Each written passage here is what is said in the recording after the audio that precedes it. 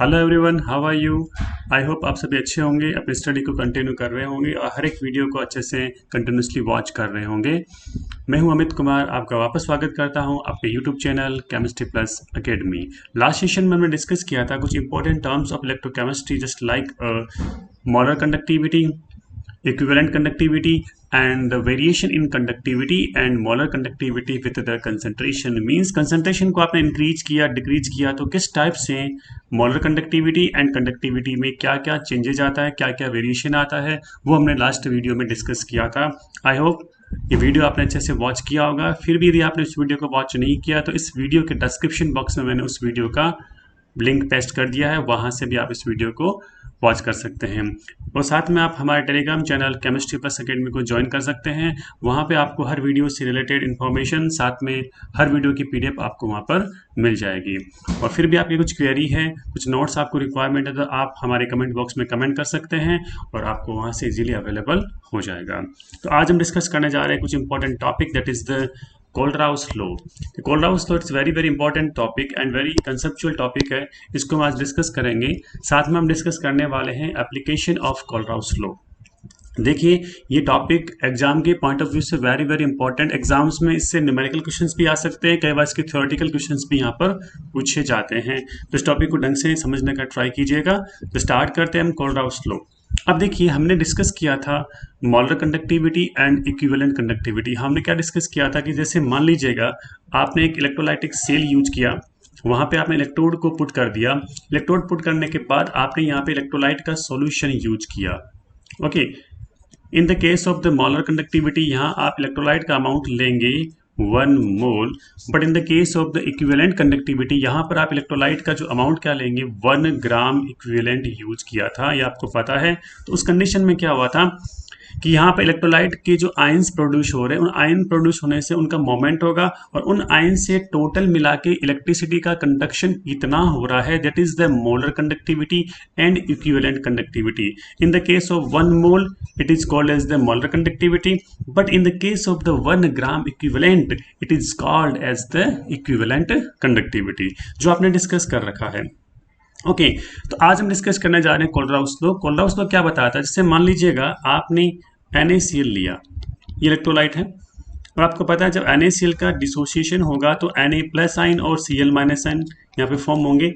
तो हर एक आयन का एक स्पेशल कंट्रीब्यूशन होता है किसी भी इलेक्ट्रोलाइट के टोटल मोलर कंडक्टिविटी में। जैसे मान लीजिएगा आपको टोटल मिला के NaCl का मोलर कंडक्टिविटी कैलकुलेट करना है, तो आप क्या करेंगे, इसमें जो आयंस है Na प्लस Cl माइनस, इन आयंस का मोलर आयनिक कंडक्टिविटी कैलकुलेट करेंगे, क्योंकि Na प्लस मूव करेगा, Cl माइनस मूव करेगा, इसके मोमेंट से क्या होगी, कुछ कंडक्टिविटी जनरेट होगी, उसको बोलेंगे अपन मोलर आयनिक कंडक्टिविटी। और जब आपने हर एक आयन, ईच आयन का मोलर आयनिक कंडक्टिविटी कैलकुलेट कर लिया, उसके बाद इसका हम सम करेंगे, that is the molar conductivity of total NaCl electrolyte. Okay, इसका मतलब क्या हुआ, हर एक जो इलेक्ट्रोलाइट में जो आयंस होते हैं उन आयंस का एक पर्टिकुलर कंट्रीब्यूशन होता है कंप्लीट इलेक्ट्रोलाइट के मोलर कंडक्टिविटी में, जिसे हम क्या कहेंगे, मोलर आयनिक कंडक्टिविटी। तो देखिए इसमें each ion makes a definite contribution to the total molar conductivity of an electrolyte at infinite dilution।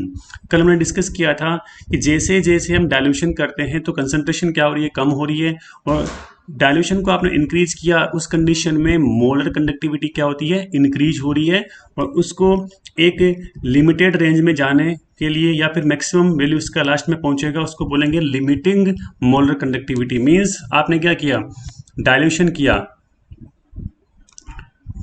आपने मैक्सिमम, जितना आपने डाइल्यूशन किया उतना कर लिया। एक टाइम के बाद क्या होता है, मोलर कंडक्टिविटी का वैल्यू वेरी वेरी लार्ज या फिर मैक्सिमम हो जाता है, उसके बाद मोलर कंडक्टिविटी का वैल्यू इंक्रीज नहीं होता है, उसको कहेंगे लिमिटिंग मोलर कंडक्टिविटी। इसी को हम कहेंगे molar conductivity at infinite dilution, जिसका हमने सिंबल क्या लिया था, लैम्डा m नॉट, इसी को हम कहेंगे lambda m infinite. I think clear है, ये हमने वहां पर डिस्कस किया था। अब देखिए इसमें आप कि यहाँ पर ये जो वैल्यू आ रही है कोलराउस लॉ से, वो आ रही है इनफाइनाइट डाइल्यूशन की बात कर रहे हैं, उसी पर हम इसको डिस्कस करेंगे। नॉर्मल कंसंट्रेशन की बात हम नहीं कर रहे हैं यहाँ पर, ठीक है। तो देखिए the individual contribution of an ion towards the total molar conductivity of electrolyte is called as the molar ionic conductivity. Means जो किसी इलेक्ट्रोलाइट में आयंस प्रोड्यूस हो रहे हैं उनका इंडिविजुअल कंट्रीब्यूशन होगा इसमें इलेक्ट्रोलाइट की टोटल मोलर कंडक्टिविटी में। इसी को हम क्या कहेंगे, मोलर आयनिक कंडक्टिविटी हर एक आयन का। ओके, तो कोल्हाउस लॉ क्या कहेगा, देखिए the limiting molar conductivity of an electrolyte is the sum of limiting ionic conductivity of cation and anion each multiplied with the number of ions present in the one formula unit of the electrolyte। इसका means क्या है कि सबसे पहले आप क्या करेंगे कि किसी भी इलेक्ट्रोलाइट में जो आयन प्रोड्यूस हो रहे हैं उन आयन को कंट्रीब्यूट कीजिएगा। उस हर एक आयन का आप क्या करेंगे, लिमिटिंग आयनिक कंडक्टिविटी कैलकुलेट करेंगे।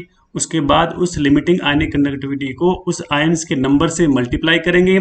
उसके बाद टोटल जितने भी आयंस है उनका लिमिटिंग आयनिक कंडक्टिविटी है उसको हम क्या करेंगे, सम करेंगे।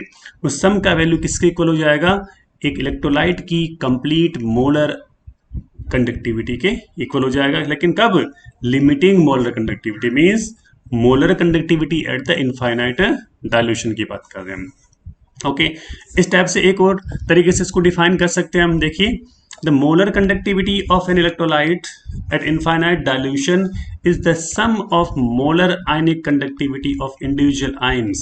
means जो individual ion है उनका हमने molar ionic conductivity कैलकुलेट किया, इसको सम किया, वो आपका molar conductivity of electrolyte at infinite dilution। means आपको dilution infinite रखना है, means concentration को आपने क्या किया, कम किया है। हमने लास्ट क्लास में डिस्कस भी किया था कि स्ट्रॉन्ग इलेक्ट्रोलाइट जो होते हैं ना वहाँ क्या होते हैं कि कंप्लीटली आयोनाइजेशन होता है। इसका मतलब कंसंट्रेशन जितनी ज़्यादा होगी उतना क्या होगा, आयंस में अट्रैक्शन क्या होगा, ज़्यादा होगा। Due to attraction in ion, तो ये क्या करें, मोशन को रोक देते हैं, किसकी, आयंस की मूवमेंट को रोक देते हैं, जिससे क्या होगा, इलेक्ट्रिसिटी का कंडक्शन क्या होता है, कम होता है। उस कंडीशन में मोलर कंडक्टिविटी का वैल्यू क्या होता है, कम। But in the case of the low concentration, वहां पर आयंस की बीच डिस्टेंस क्या होती है, ज्यादा होती है। जब आयंस की बीच डिस्टेंस ज्यादा होती है तो क्या होगा, आयंस का मोमेंट ज्यादा होगा। जब आयन का मोमेंट ज्यादा होता है इट मीन्स इलेक्ट्रिसिटी का कंडक्शन भी ज्यादा होगा, और जब इलेक्ट्रिसिटी का कंडक्शन ज्यादा होता है मीन्स मोलर कंडक्टिविटी का वैल्यू भी क्या होगा, ज्यादा होगा। आई थिंक आप समझ रहे हैं मेरी बात को।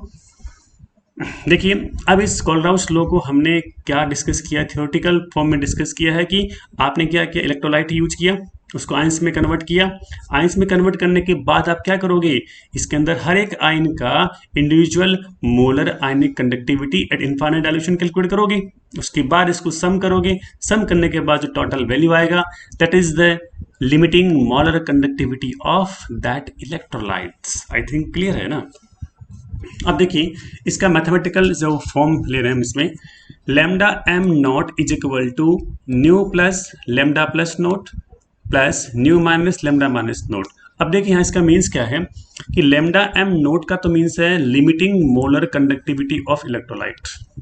लिमिटिंग का मीन्स क्या होता है, इससे ज्यादा वैल्यू नहीं हो सकता, means it is the maximum value of the molar conductivity of electrolyte. Means infinite dilution, अनंत तनुता जिसको बोलते हैं। जीरो यहाँ पर कंसंट्रेशन है, जीरो वैसे होती नहीं है, अप्रोक्स मान सकते हैं, थोड़ा सा लाइट कंसंट्रेशन है, मीन्स डाइल्यूट सॉल्यूशन अवेलेबल है। ओके, अब देखिए lambda plus note and lambda minus note का मीन्स क्या है, limiting molar conductivity of cations and anions. Means आपने केटाइन यूज किया, एनाइन यूज किया, इनका आपने क्या किया, लिमिटिंग मोलर कंडक्टिविटी कैलकुलेट किया, that is the limiting molar conductivity of cation and anions. I think आप समझ रहे हैं। अब देखिए न्यू प्लस न्यू माइनस क्या है, number of cations and anions present in one formula unit of the electrolyte. कि जो इलेक्ट्रोलाइट का एक वन फॉर्मूला यूनिट, जैसे मान लीजिएगा NaCl है, इसमें क्या है, देखो आप देख सकते हैं 1 Na प्लस है, 1 यहाँ पर क्या है, Cl माइनस है। इसी टाइप से आप देखिए BaCl2, BaCl2 में क्या है, Ba+2 1 है और 2 यहाँ पर क्या है, Cl माइनस। तो that is the number of cations and anions present in the one formula unit of the electrolytes. I think clear है। अब देखिए इसमें आप एग्जाम्पल हम यूज कर रहे हैं। एग्जाम्पल में देखिएगा, सबसे पहले हम ले रहे हैं NaCl के लिए। आपको पता है जब भी NaCl का डिसोसिएशन होगा तो आप देख सकते हैं NaCl से क्या जनरेट होगा, Na plus Cl minus generate होगा। इसका लेमडा एम नोट मीन्स ये लेमडा एम नोट किसके लिए, कंप्लीटली NaCl के लिए है।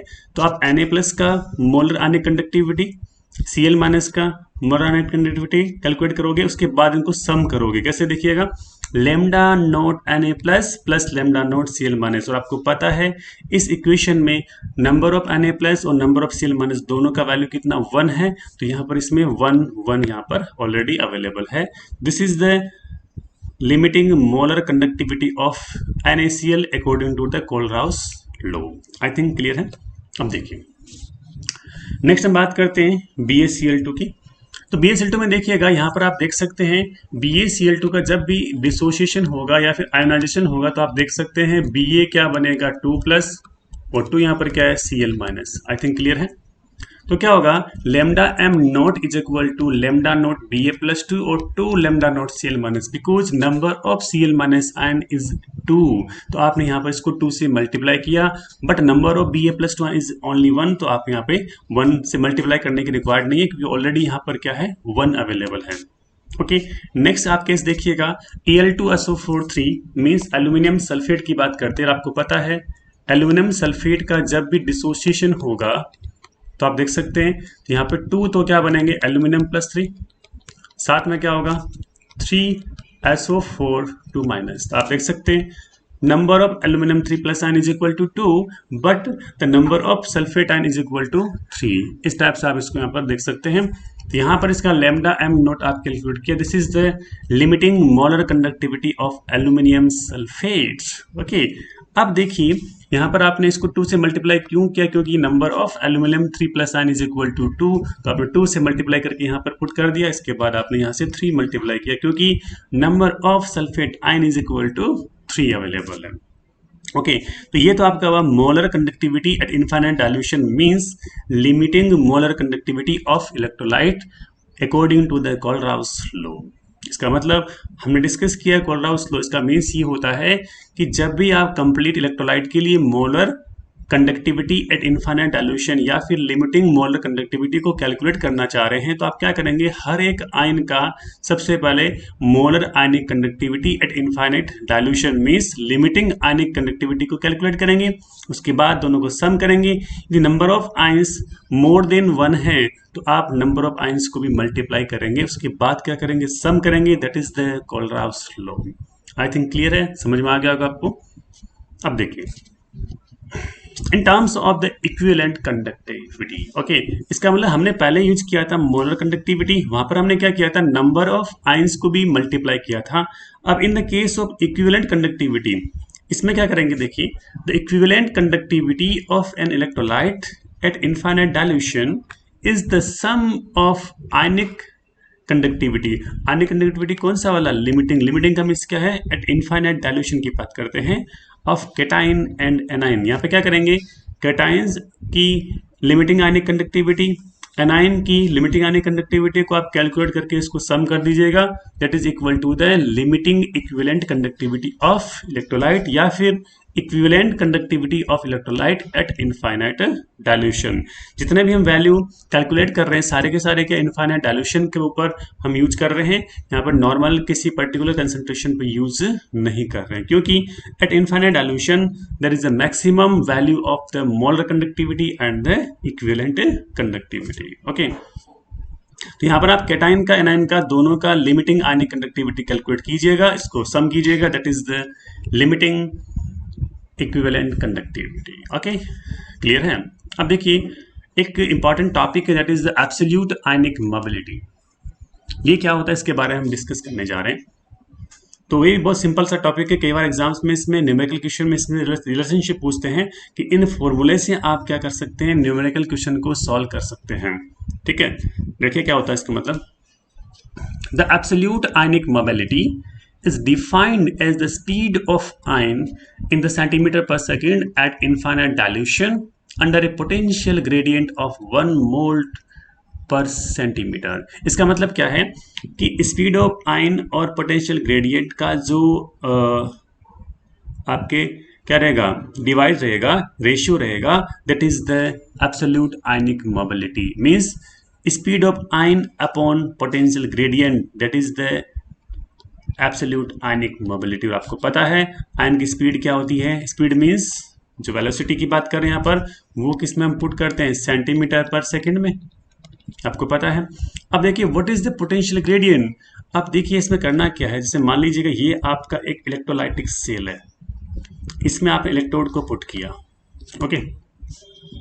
इसके बाद आपने इसके बीच कोई फिक्स डिस्टेंस मेंटेन रख लिया, क्योंकि यहाँ पे जो भी इलेक्ट्रोड हम यूज करेंगे इनके बीच क्या होगा, एक कांस्टेंट या फिक्स डिस्टेंस भी अवेलेबल होगी। अब आपने इस इलेक्ट्रोड पर कितना ईएमएफ मींस वोल्टेज अप्लाई किया है वो आपने यहाँ पे देख लिया। तो पोटेंशियल ग्रेडियंट क्या होगा, applied EMF upon distance between electrode. Electrode के बीच डिस्टेंस क्या है और ईएमएफ क्या है, इसका रेशियो होगा, that is the potential gradient. आप देख सकते हैं potential gradient is equal to applied EMF upon distance between electrode. अब जो यहाँ पर वैल्यू है आप कहाँ पुट करोगे, इस पोटेंशियल ग्रेडियंट की वैल्यू को यहाँ पुट करेंगे। और आपको पता है अप्लाइड ईएमएफ ये किस में होता है, वोल्ट में होता है, ठीक है। अप्लाइड ईएमएफ का मतलब क्या, ये वोल्ट हो जाएगा, ईएमएफ का जो यूनिट हो जाएगा। डिस्टेंस बिटवीन इलेक्ट्रोड का मीन्स क्या होगा, पर सेंटीमीटर, तो इसका यूनिट हो जाएगा वोल्ट पर सेंटीमीटर। अब हम क्या करेंगे, जो एब्सोल्यूट आयनिक मोबिलिटी इसका यूनिट को हम जब आइडेंटिफाई करेंगे तो क्या करेंगे कि speed of ion upon potential gradient. और आपको पता है स्पीड ऑफ आयन का यूनिट क्या होता है, सेंटीमीटर पर सेकेंड। इसके बाद हम बात करते हैं पोटेंशियल ग्रेडियंट, ये आपको पता है ये है वोल्ट पर सेंटीमीटर, इसको हम क्या लिखेंगे, वोल्ट पर सेंटीमीटर लिखेंगे, ओके। अब देखिए यहाँ पर सेंटीमीटर को जो अपर वाले पार्ट में लेके जाएंगे तो प्लस में हो जाएगा, तो ये बनेगा सेंटीमीटर स्क्वायर, फिर सेकंड इनवर्स और volt inverse. This is the unit of the absolute ionic mobility. I think clear है। इस टाइप से हम एब्सोल्यूट आयनिक मोबिलिटी को डिस्कस कर सकते हैं। अब इसका मैथमेटिकल कंसेप्ट देखेंगे कि क्या क्या इसके फॉर्मूलेज हम डराइव कर सकते हैं।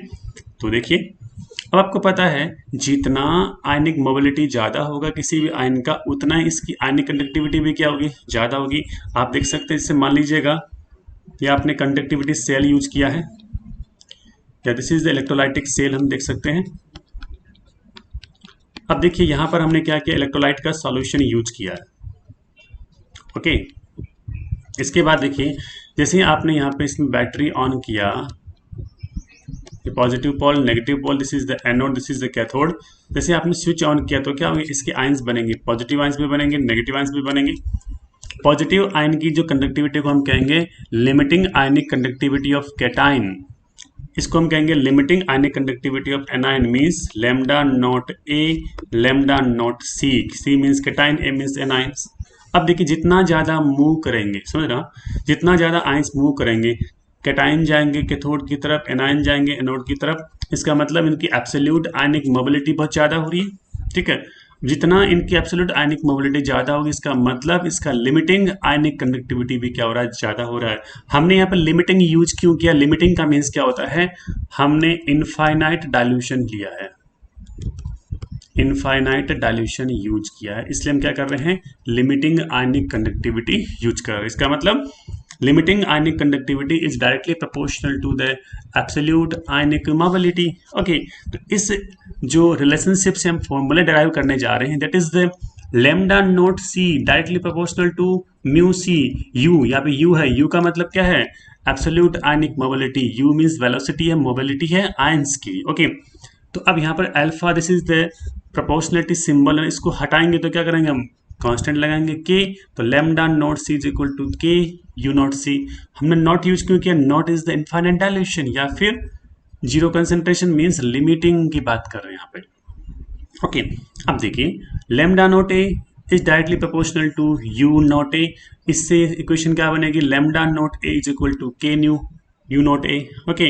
अब देखिए हमने लैम्डा नॉट c और लैम्डा नॉट a दोनों को कंबाइन किया, दोनों कंबाइन करने पर क्या होगा, कंप्लीट इलेक्ट्रोलाइट के लिए लिमिटिंग मोलर कंडक्टिविटी या फिर लिमिटिंग इक्विवेलेंट कंडक्टिविटी को हम इस टाइप से गेन कर सकते हैं। तो आप दोनों को ऐड किया तो क्या आ जाएगा, यहाँ पर k आ जाएगा कॉमन, k कॉमन आने से क्या होगा, ये इक्वेशन बनेगी, तो ये आप यहाँ पर लिख सकते हैं, क्लियर है। इसके बाद आप देखिए कि लैम्डा इक्विवेलेंट, इन दोनों को आपने कंबाइंड किया, अभी हमने थोड़ी देर पहले डिस्कस किया था, इक्विवेलेंट कंडक्टिविटी के टर्म्स में क्या होता है कि ionic limiting ionic conductivity of cations and anion का सम करेंगे, that is the equal to the limiting equivalent conductivity of electrolytes. तो ये लैम्डा नॉट इक्यू जाएगा, K U naught C plus U naught A. But in the case of molar conductivity means limiting molar conductivity is equal to K U naught plus U naught minus. Plus minus का means क्या है? For cation and A9. लेकिन हम बात करें molar conductivity के case में आपको number of cations and number of anion से मल्टीप्लाई भी करना पड़ता है, जो हमने पहले देख लिया है. ओके तो ये इनमें रिलेशनशिप होगा. अब आगे हम डिस्कस करने जा रहे हैं इसकी और फर्दर रिलेशनशिप. तो देखिएगा, the value of k is equal to f. जो हमने यहाँ पे k लिया ना, वो f यहाँ पर क्या होता है? फेराडे. जो हमने डिस्कस किया था हमारे लेक्चर फर्स्ट में कि फेराडे क्या होता है. 1 Faraday, Faraday is the Faraday constant. 1 Faraday का मीन्स होता है 96500 कूलम्ब पर मोल. ये हमने डिस्कस किया था. ओके अब देखिए इसमें आप 1 फेराडे का मीन्स क्या है? Charge of 1 mole electron. Charge of 1 mole electron, इसी को हम क्या कहेंगे? 1 फेराडे कहेंगे. आपको पता है 1 इलेक्ट्रॉन का चार्ज कितना होता है? 1.6 10 की power minus 19 coulomb and plus 1 mole means Na. इसको Na से मल्टीप्लाई कीजिए. Na का मीन्स आप पता है ना, Na का मीन्स 6.023 इंटू 10 की पावर 23. इससे मल्टीप्लाई किया तो ये वैल्यू आएगा इसके अंदर 1 फेराडे. ओके अब देखिए हम यहाँ पे कह रहे हैं कि the value of k is found to be equal to f. तो जहां जहां k था वहां हम क्या करेंगे? f यूज करेंगे. तो lambda naught c is equal to f u naught c, lambda naught a is equal to f u naught a. इससे आप इस u नोट c का वैल्यू कैलकुलेट करेंगे. This is the absolute ionic mobility of cation. This is the absolute ionic mobility of anion is equal to lambda naught c upon f, lambda naught a upon f. ये cation के लिए, ये anion के लिए. It means ionic mobility का means क्या होता है? आयनिक मोबिलिटी का मीन्स है limiting ionic conductance upon Faraday. This is the Faraday. तो इस फॉर्मूले से भी हम न्यूमेरिकल क्वेश्चंस को सॉल्व कर सकते हैं कि absolute ionic mobility is equal to the absolute ionic mobility is equal to the limiting ionic conductance, limiting ionic conductivity upon Faraday. Faraday means 96500 coulomb. तो ये था आपकी एब्सोल्यूट आयनिक मोबिलिटी के बारे में. आई होप आपको ये समझ में आएगा अच्छे से. तो हमने अभी तक डिस्कस किया है what is the Kohlrausch law. उसके बाद हमने कोलराउस लॉ के एग्जांपल लेके हमने डिराइव किया किस टाइप से आप किसी भी इलेक्ट्रोलाइट की लिमिटिंग मोलर कंडक्टिविटी को कैलकुलेट कर सकते हैं. इसके बाद हमने डिस्कस किया है एब्सोल्यूट आयनिक मोबिलिटी. उसके बाद हमने absolute ionic mobility, limiting ionic conductivity, इन सब में रिलेशनशिप डिस्कस किया है. बहुत सारे फॉर्मूले डाइव किए हैं जो कि न्यूमेरिकल क्वेश्चन के लिए वेरी वेरी इंपॉर्टेंट मैटर करते हैं. तो आई थिंक आपने अच्छे से इस वीडियो को वॉच किया होगा. अब हम नेक्स्ट टॉपिक हम डिस्कस करने जा रहे हैं, that is the application of Kohlrausch law. Okay देखिए एप्लीकेशन का मीन्स क्या होता है कि क्या क्या इसका यूज कर सकते हैं हम, मतलब कोलराउस लॉ को. अब पहला देखिएगा, calculation of molar conductivity at infinite dilution for weak electrolyte. ये हम बात करें molar conductivity at infinite dilution means limiting molar conductivity की बात कर रहे हैं हम यहाँ पर. और आपको पता है लिमिटिंग मोलर कंडक्टिविटी होती क्या है? जब आपने इनफाइनाइट डायल्यूशन किया, वेरी वेरी लार्ज डायल्यूशन, उस कंडीशन में जो इलेक्ट्रोलाइट के लिए मोलर कंडक्टिविटी का वैल्यू होगा that is the limiting molar conductivity या फिर molar conductivity at infinite dilution. I think आपको सबको पता है, आपने अच्छे से इसको समझ लिया है. अब बात करें वीक इलेक्ट्रोलाइट. आपको पता है मैंने आपको लास्ट क्लास में डिस्कस किया है इलेक्ट्रोलाइट दो टाइप से होंगे, स्ट्रॉन्ग और वीक इलेक्ट्रोलाइट्स. ओके स्ट्रॉन्ग का मीन्स क्या है? जहां पे कंप्लीटली 100% क्या होगा? इसका आयोनाइजेशन होगा. But in the case of the week electrolyte यहाँ पर 100% आयोनाइजेशन नहीं होता है. ये आपको पता है. मेन 80% हो सकता है, 60% हो सकता है, 70% हो सकता है, 50% हो सकता है, कितना भी हो सकता है, बट 100% इसका आयोनाइजेशन नहीं होगा. इसका मतलब कंप्लीटली आयन नहीं बनेंगे. जब इनके कंप्लीटली आयन नहीं बनेंगे तो आपको पता होगा कि यहाँ पर आप जब इसका molar conductivity at infinite dilution calculate करेंगे उस कंडीशन में इसका वैल्यू एग्जैक्ट नहीं आएगा. इसको आप इस टाइप से समझ सकते हैं. देखिएगा जैसे हम बात करते हैं वीक इलेक्ट्रोलाइट्स की बात करें ना, और आपको पता है वीक का मीन्स क्या होगा. यहाँ पर वीक इलेक्ट्रोलाइट्स की बात कर रहे हैं. सपोज आपने लिया CH3 डबल बॉन्ड OH लिया. ओके इसका जब डिसोसिएशन होता है तो क्या होता है? CH3 COO माइनस प्लस साथ में क्या हुआ? H प्लस हुआ. लेकिन ये वीक है, एसिटिक एसिड वीक इलेक्ट्रोलाइट की तरह एक्ट करेगा. इट मीन्स कंप्लीटली इसका 100% आयोनाइजेशन नहीं होगा.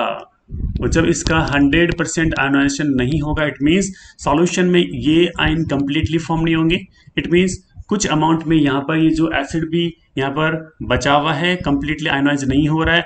इट मीन्स आपने इसका कैलकुलेट किया लेमडा नोट CH3CO माइनस, इसका कैलकुलेट किया लेमडा नोट H प्लस, इन दोनों का आपने कैलकुलेट कर लिया, इसको ऐड किया, ऐड करने पर किसका आ जाएगा, ये लेमडा नोट CH3COH का आ जाएगा। ये तो हो गया, बट आपको पता है कि यहाँ पर completely acetate ion, completely H plus ion का फॉर्मेशन नहीं हो रहा है। जितने आयन का फॉर्मेशन हुआ उतने का आपने लिमिटिंग आयनिक मोलर कंडक्टिविटी कैलकुलेट करके इसको ऐड किया, तो आपको limiting molar conductivity of acetic acid का तो मिल गया, बट कंप्लीटली नहीं मिला, क्योंकि आपको यहाँ पर 100% डिसोसिएशन चाहिए था। इसका मतलब ये वैल्यू एग्जैक्ट नहीं है। अब हम क्या करेंगे, इसके एग्जैक्ट वैल्यू को कैलकुलेट करने के लिए आपको 3 टाइप्स के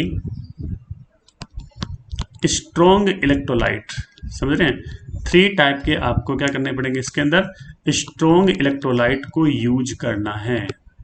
जब आप 3 टाइप के स्ट्रॉन्ग इलेक्ट्रोलाइट यूज करेंगे, उनका हम क्या करेंगे, डिसोसिएशन करेंगे, उनके लिमिटिंग आयनिक जो कंडक्टिविटी को कैलकुलेट करके हम उसके इक्वेशन को इस फॉर्म में लेके आएंगे। इस फॉर्म में लेके आकर हम इस वीक इलेक्ट्रोलाइट एसिटिक एसिड का इनफाइनाइट डाइल्यूशन पर मोलर कंडक्टिविटी कैलकुलेट करने का ट्राई करेंगे। आप समझ रहे हैं, यहाँ पर कंप्लीट वैल्यू नहीं है, क्यों नहीं है, क्योंकि वीक है, वीक में सारे आयंस नहीं बनेंगे, जितने आयंस बने उसका हमने लिमिटिंग आयनिक कंडक्टिविटी कैलकुलेट करके इसका सम किया और आपने इनफाइनाइट डाइल्यूशन पर मोलर कंडक्टिविटी कैलकुलेट कर लिया। आपको पूरे आयन चाहिए तो आप यहाँ पर 3 टाइप्स के स्ट्रॉन्ग इलेक्ट्रोलाइट यूज करेंगे, जिसमें क्या होंगे, तीनों आपस में इंटरकनेक्टेड होंगे, और इसके बाद इसके इक्वेशन बना के हम उनकी इक्वेशन को इस इक्वेशन के फॉर्म में लेके आएंगे। कैसे देखिएगा, इसको आप समझने का ट्राई कीजिएगा। Experimentally the molar conductivity of a weak electrolyte at infinite dilution cannot be determined because the conductance of these solution is very low and dissociation of these electrolyte is not completed. Means इनका electrolyte जो है वो dissociation complete नहीं होता है। Means molar conductivity of these electrolyte can be determined by the Kohlrausch law. इसको हम Kohlrausch law से डिटरमाइन कर सकते हैं। ओके, अब देखिए हमने एग्जांपल लिया वीक इलेक्ट्रोलाइट, कौन सा वाला, एसिटिक एसिड का। आप देख सकते हैं इसका जब आप इसका फॉर्मूले की फॉर्म में कन्वर्ट करोगे तो क्या लिखेंगे, lambda naught CH3COH is equal to lambda naught CH3CO minus plus lambda naught H plus. ये तो इसका इक्वेशन हो गया, लेकिन ये एग्जैक्ट नहीं है, क्योंकि एक सॉल्यूशन में completely acetate ion, completely H plus ion का फॉर्मेशन नहीं हो रहा है। इट मीन्स आप क्या करेंगे, this equation can be derived bye knowing the molar conductivity at infinite dilution for strong electrolyte. अब हम क्या करेंगे, स्ट्रॉन्ग इलेक्ट्रोलाइट यूज करके उनकी इक्वेशन को इस फॉर्म में हम डराइव करेंगे। और आपको पता है स्ट्रॉन्ग इलेक्ट्रोलाइट का 100% आयोनाइजेशन होता है, मींस कंप्लीटली आयोनाइज रहेंगे। तो आप क्या करेंगे, स्ट्रॉन्ग इलेक्ट्रोलाइट की जो इक्वेशन को यूज करके इस फॉर्म में कैलकुलेट करके यहाँ पर वीक इलेक्ट्रोलाइट एसिटिक एसिड का लिमिटिंग मोलर कंडक्टिविटी कैलकुलेट करेंगे। ओके, नाउ एग्जांपल देखिएगा, KCl CH3COK प्लस HCl, यहाँ पे क्या पोटेशियम क्लोराइड, ये पोटेशियम एसिटेट, यहाँ पर क्या हाइड्रोक्लोरिक एसिड यहाँ पे यूज कर रहे हैं। तीनों की तीनों इलेक्ट्रोलाइट स्ट्रॉन्ग है। अब देखिए यहाँ पर क्या करना है, ये आपका क्या है, पोटेशियम एसिटेट, यहाँ पे पोटेशियम आयन है। ये देखिए KCl यहाँ पे पोटेशियम क्लोराइड है, तो इसका के यहाँ पर कॉमन है, तो यहाँ पे HCl, इसमें ClCl क्या कॉमन है। तो आपको इस टाइप का यूज करना है कि जहाँ पर कॉमन आ जाए, बात समझ रहे हैं ना। अब यहाँ पे CH3CO यूज क्यों किया, क्योंकि वो एसिटिक एसिड में आ रहा है, तो आपको CH3CO यूज करना पड़ा यहाँ पर। तो आपको करना क्या, ऐसा लेना है इसके अंदर सारे आयंस कॉमन होने चाहिए। ओके, अब देखिए सबसे पहले हम बात करें KCl के लिए। आपको पता है KCl के आपने कैलकुलेट किया, तो आप लिख सकते हैं lambda naught K plus plus lambda naught Cl minus. In the case of potassium acetate आप देखेंगे lambda naught CH3CO minus plus lambda naught K plus, कोई दिक्कत नहीं यहाँ पर। Lambda naught H plus Cl is equal to lambda naught H plus plus lambda naught Cl minus. कि हमने क्या किया, स्ट्रॉन्ग जो इलेक्ट्रोलाइट यूज किए हमने तीनों टाइप की, उन तीनों टाइप की इलेक्ट्रोलाइट की इक्वेशन हमने यहाँ पर राइट डाउन की है। अब देखिए इक्वेशन नंबर 1 तो पहले किसके लिए था, that is for the acetic acid, that is the weak electrolyte. अब यहाँ पर बात करते हैं equation number 2, equation number 3, equation number 4, ये हमने किसके लिए यूज किया है, यूज किया है strong electrolyte KCl, potassium acetate और हाइड्रोक्लोरिक एसिड के लिए। अब देखिएगा थोड़ा सा, सपोज आप इक्वेशन नंबर 3 और 4 को आपने ऐड किया, मतलब सम किया इनका सम करके आपने इसमें से इक्वेशन नंबर 2 को माइनस किया। ध्यान देना, इक्वेशन नंबर 2 को माइनस करना है, 3 और 4 को ऐड करना है।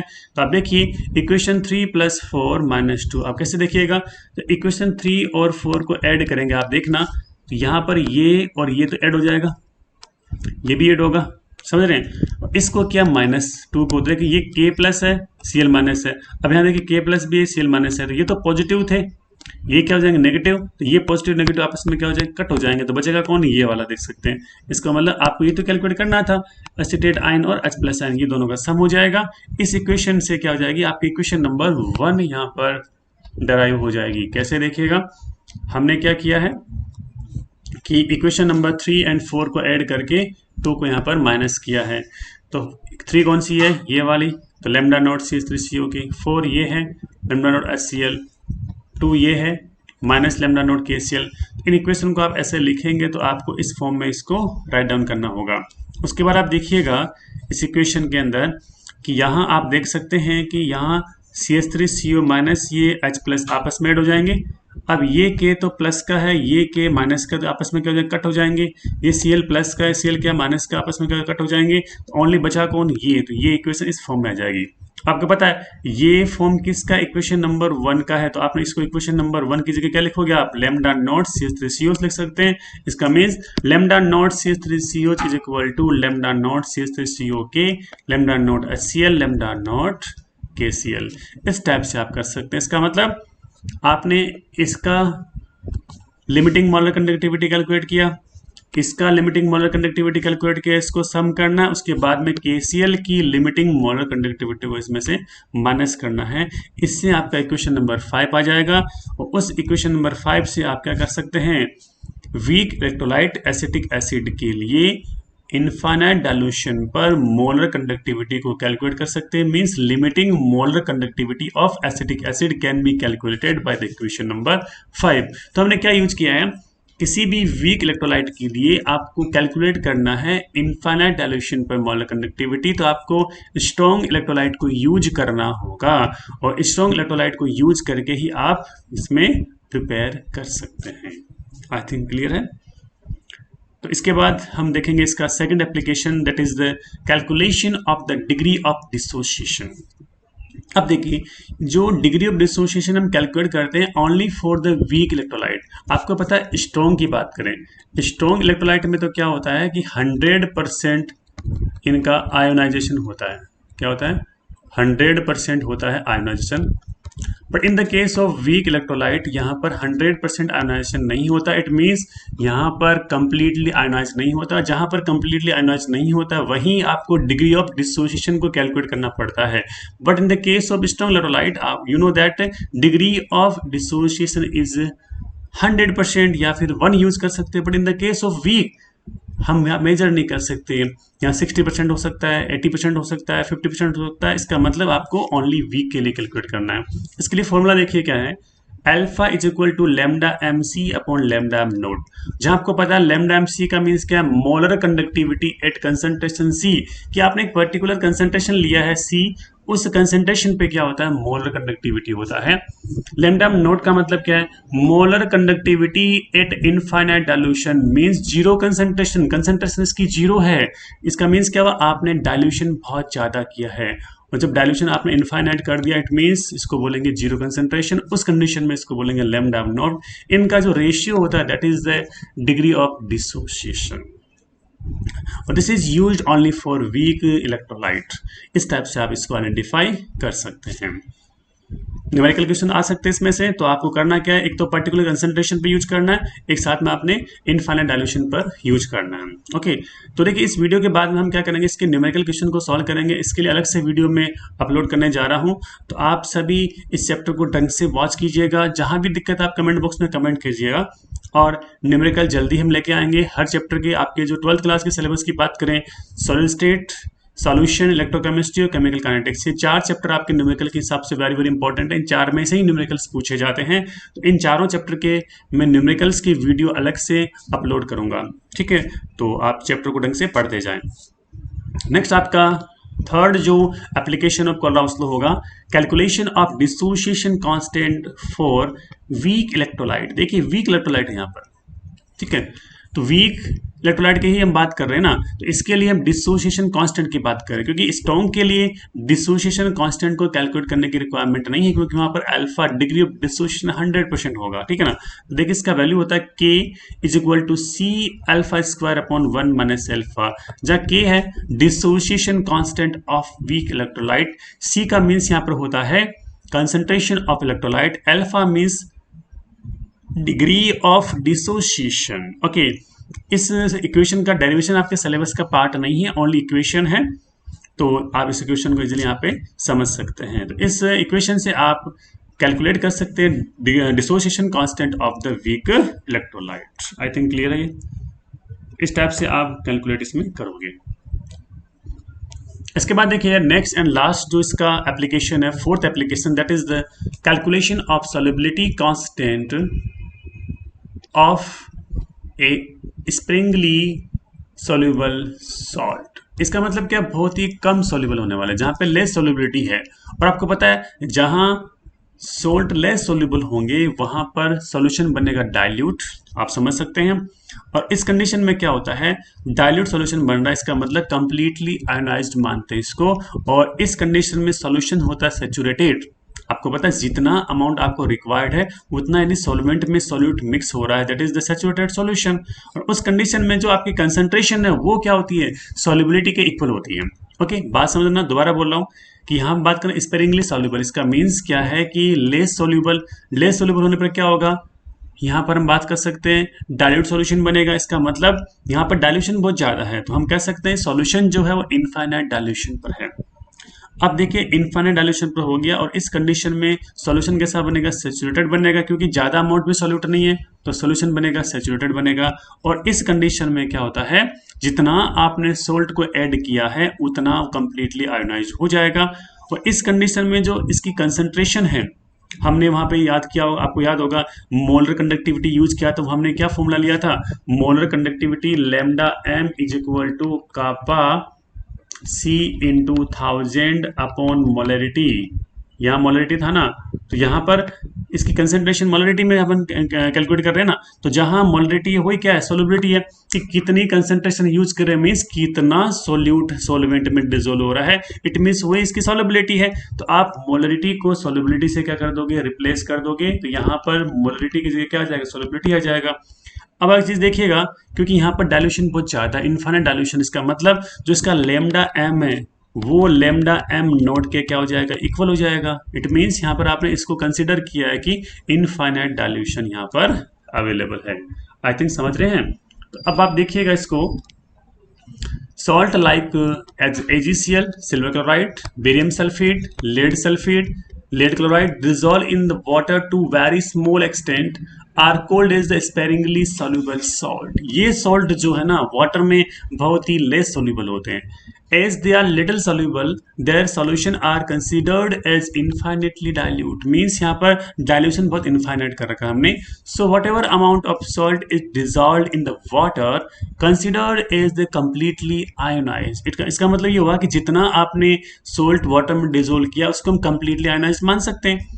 as their solution are saturated their concentration is equal to solubility, क्योंकि इस कंडीशन में सॉल्यूशन जो है सैचुरेटेड हो जाएगा, और जहां सॉल्यूशन सैचुरेटेड होता है उस कंडीशन में इनकी जो कंसंट्रेशन है उसको हम सॉल्युबिलिटी के इक्वल मान सकते हैं। तो इस कंडीशन में क्या होगा, lambda m is equal to lambda m naught, क्योंकि यहाँ पर हमने क्या किया, इनफाइनाइट डाइल्यूशन को लिया है, तो उस कंडीशन में जो मोलरिटी था वो सॉल्युबिलिटी के इक्वल, क्योंकि मोलरिटी यहाँ पर क्या कंसंट्रेशन है, हमने फॉर्मूला ड्राइव किया था वहां पे मोलर कंडक्टिविटी का, तो ये दोनों आपस में equal, means lambda m is equal to lambda m naught, molarity is equal to solubility, क्योंकि कंसंट्रेशन का मींस क्या, कितना सोल्यूट सोलवेंट में डिजोल्व है। वो मोलरिटी होता है मीन्स कंप्लीट वॉल्यूम में कितना अमाउंट ऑफ मोल सोल्यूट का डिजोल्व है। अब ये सोल्युबिलिटी होता है कितना सोल्ट क्या हुआ, सोल्यूबल हुआ। तो molarity is equal to solubility. अब देखिए फॉर्मूला, आपके पास फॉर्मूला है lambda M is equal to kappa C into 1000 upon molarity. ये आपके पास फॉर्मूला अवेलेबल है। कापा सी है, इसको कापा यूज कर सकते हैं। लेमडा एम को आपने लेमडा एम नोट में कन्वर्ट किया, क्योंकि अभी हमने डिस्कस किया था कि इस केस में lambda M is equal to lambda M naught, और जहां मोलरिटी है मोलरिटी वहां क्या आ जाएगा, सोल्युबिलिटी, क्योंकि दोनों क्या हो जाते हैं, इक्वल हो जाएंगे। तो आप इस इक्वेशन को इस टाइप से डराइव कर सकते हैं और इससे आप सोल्युबिलिटी को कैलकुलेट कर सकते हैं। Solubility is equal to kappa into 1000 upon lambda M naught. It means आप देखिए लेमडा एम नॉट कैसे कैलकुलेट करेंगे, कोल्डाउस लॉ से, क्योंकि आपको पता है कोल्डाउस लॉ में आपने सपोज यहाँ पे सोल्ट लिया NaCl, आपका इसका लेमडा एम नॉट कैलकुलेट करना है, क्या करेंगे, lambda naught Na plus lambda naught Cl minus, इस टाइप से आप कैलकुलेट कर सकते हैं। तो ये आपका फोर्थ एप्लीकेशन था, calculation of the solubility of sparingly soluble salt. I think आपने इस वीडियो को अच्छे से वॉच कर लिया होगा। और देखिएगा आज के टॉपिक में हमने डिस्कस किया है important topic, that is the Kohlrausch law. इससे न्यूमेरिकल क्वेश्चंस आने के पूरे चांस होते हैं, और बाद में मैं इलेक्ट्रोकेमिस्ट्री के सारे जो न्यूमेरिकल्स है, जो आपके हर एक टाइप के न्यूमेरिकल्स में अपलोड करूंगा वीडियो में, तो आप अच्छे से देखते जाएं। उसके बाद हमने एप्लीकेशन ऑफ कोल्डाउस लॉ के ऊपर डिस्कस किया है, तो वेरी इंपॉर्टेंट टॉपिक है, एग्जाम के पॉइंट ऑफ व्यू से इसको अच्छे से वॉच करते जाएगा। कुछ ही दिनों में मैं क्लास 11th के टॉपिक्स भी यहाँ पर अपलोड करने जा रहा हूँ, तो जो भी आपके नॉन हैं, जो क्लास 11th में पढ़ रहे हैं, उनको भी आप बताइएगा, उनको हमारा जो वीडियो शेयर कीजिएगा, उनको बोलें चैनल को सब्सक्राइब करें, लाइक करें, शेयर करें, क्योंकि आपके शेयर और मोटिवेशन से हमें क्या मोटिवेशन मिलता है। जितना आप हमें मोटिवेट करेंगे उतना हम अच्छे से आपके लिए बेहतर करने का, ट्राई करने का प्रयास करेंगे। ओके, तो अच्छे से आप वीडियो को देखिए, टाइम दीजिएगा, और अभी आपके पास बहुत अच्छा टाइम है, और अच्छे से वॉच कीजिएगा, अच्छे से स्टडी को कंटिन्यू रखिएगा, रिवीजन कीजिएगा। कोई भी दिक्कत है, प्रॉब्लम्स आ रही है, आप कमेंट बॉक्स में जरूर कमेंट करें। हमारा टेलीग्राम चैनल भी आप ज्वाइन कर सकते हैं, और देखते रहिए केमिस्ट्री प्लस अकेडमी। एंजॉय कीजिए केमिस्ट्री के साथ। Thank you so much.